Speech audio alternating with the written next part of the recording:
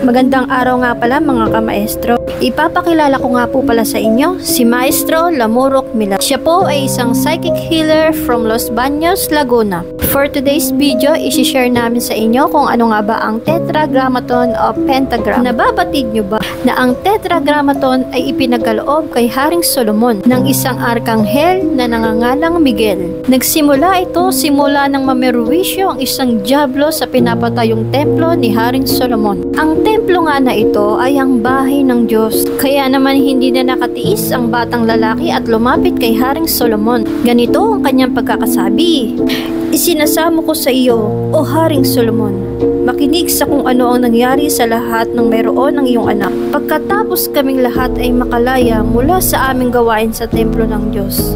At pagkatapos ng paglubog ng araw, kapag ako'y nakahiga sa pamamahinga, ang isa sa masasamang demonyo ay dumating at inaalis sa akin ang kalahati ng aking sweldo at kalahati ng aking pagkain.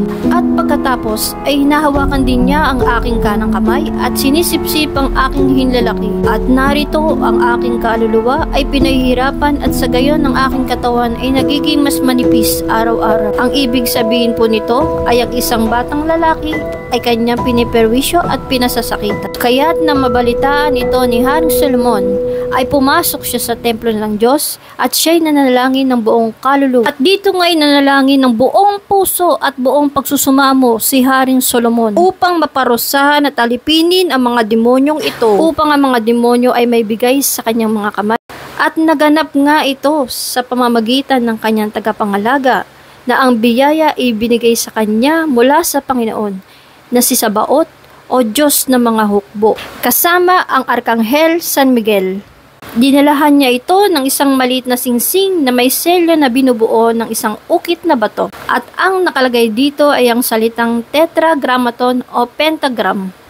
At sinabi sa kanya, "Kunin mo, O Solomon, haring anak ni David, ang kaloob na ipinadala sa iyo ng Panginoong Diyos, ang pinakamataas na katas-taasan sa lahat. Sa pamamagitan nito ay kakalagan mo ang lahat ng mga demonyo sa lupa, lalaki at babae. At sa kanilang tulong ay itatayo mo ang Jerusalem. Ngunit ikaw ay dapat magsuot ng selyo ng Diyos.